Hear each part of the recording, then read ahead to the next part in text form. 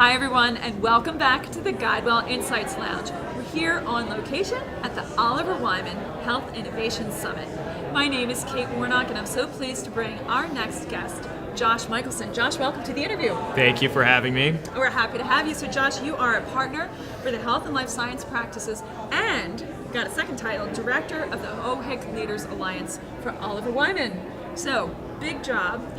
And we're glad that you made some time to spend with us here. Absolutely. All right, so let's talk about one of the big themes here at the summit, Josh, and that's around population health. How would you describe population health, and is it different from community health? It's a good question. You know, it's certainly a buzz. Both are buzzwords in the industry, and they're linked. But I do draw a little bit of a distinction between the two. So when I think of population health, at least as the industry thinks about population health, it's four pieces. So one is it's about actually improving, the triple aim, so quality, cost, and the experience. It's for a defined population. So, you are trying to improve, those pieces for a specific population. It could be quite micro, so it could be around, Medicaid or Medicare or commercial, or it could be all encompassing. I think population health has a third piece, which is it's much more of a holistic approach to care. So you're not just receiving the patient, but you are proactively trying to improve their health. And the third piece is that whatever organization is kind of responsible for that population, they're actively at risk for it, right? So they're financially at risk. So that's kind of how I would think about population health, at least from an industry standpoint. And so community health is similar, but I think it's a little bit different in that it's the foundation on which people are kind of trying to improve the health of a specific population. So in a community, it's about all the social determinants of that community. It's about economic vitality, it's about some of the structural impediments, and it's about social impediments. And so while I think in a given community, take Chicago, in a pocket of Chicago, if you were trying to improve kind of the community health and really lay the foundation for that, you might take a specific kind of subpopulation and laser in and have a provider or a payer or an organization responsible for the cost, quality, and experience. But I think the community health is a much broader and more kind of public health oriented ambition. Is it fair to say, is community health more location-based? Is it more about a geographic region versus population health, which doesn't have necessarily the same borders? Yeah, that's probably a fair way to think about it. Most organizations here, and we were studying a little bit of what's in the mission. So we looked at the mission statement of payers and providers and health IT organizations, and what we found was that organizations that had kind of roots in a specific community or a specific market tended to gravitate to words like improve the health of their community or the individuals that they serve versus those that are kind of location independent, and those that are kind of more location independent didn't quite draw that same connection. And so I do think being able to kind of put your arms around a geography or a microgeography is certainly an important attribute. Okay, all right, fair enough. Next question for you then, Josh. Who are the constituents required to drive better health for the community? We have a lot of players here at the summit. Who really is going to make a change in transforming the healthcare that we want to see? Well, we have many organizations here that happen to be some of the largest employers in their market. So whether it's hospitals or payers, they tend to be in the top, 2 or 3 organizations in terms of employing individuals. So they're naturally an anchor, and there's kind of this notion of an anchor in the community that you can rally around. But I think it's a lot broader than that. So, some of the first steps in kind of transforming the health of the community is first connecting the organizations that are responsible for care. So it's not just the hospitals and it's not just the physicians, it's the safety nets, it's the FQHCs, it's social services, and you start to kind of orient around that anchor, and then you kind of broaden it, you start to say, well, who else is there? It's the retailers that have a role, it's education that has a role, it's the churches that have a role, and the religious affiliations. And so what we've observed is that some organizations are really saying, well, what could we do to connect the care? And other communities and other organizations are starting to say, wait a second, if we're thinking about the social determinants, who plays a role in the social determinants? And then the third layer is, many community health improvement initiatives really start with the organizations that have a physical presence.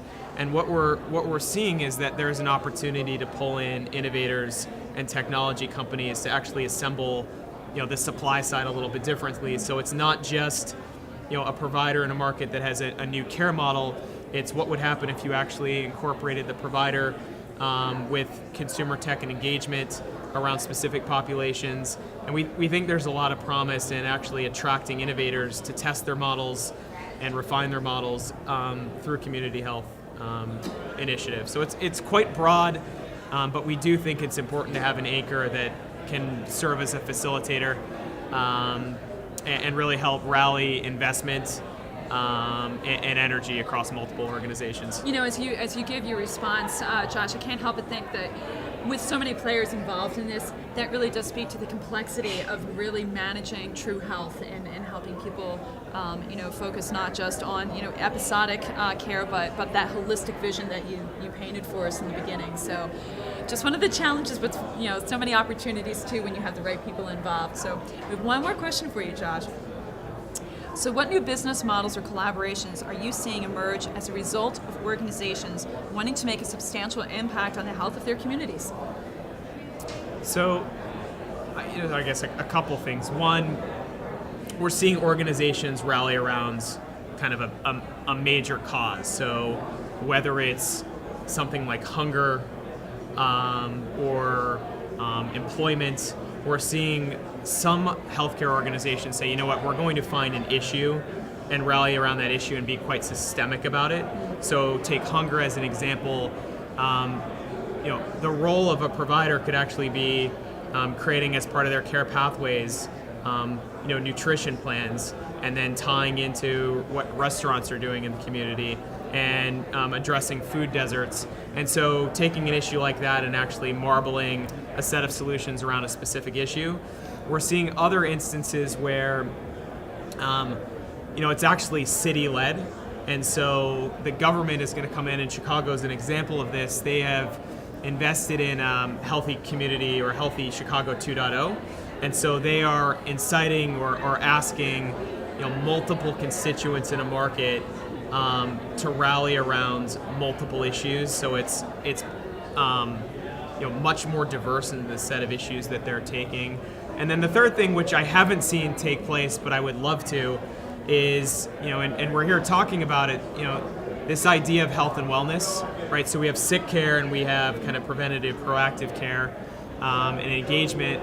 And we think there's an opportunity for organizations in a market, in a specific geography, to create a new marketplace. So a marketplace for health and wellness. So if a community were actually able to, build up demand at scale, so have employers or multiple employers rally around kind of a new supply side. So not just buy, the traditional provider and the traditional network through the traditional plan of benefits, but have a payer or an employer wrap a product around the new supply. So a creative assembly of the supply, and have traditional organizations actually integrate their solutions with some of the innovators that we have in the room, and then have a new marketplace around that, and have that sit side by side with the traditional, and hopefully build up demand and show that this alternative model is possible. So that's where we're hoping this goes, or at least personally where I hope this goes. I gotta ask, so timeline for something like that, is this something a year or two out, or are we looking 3 to 5 years? Because that sounds, it's a very,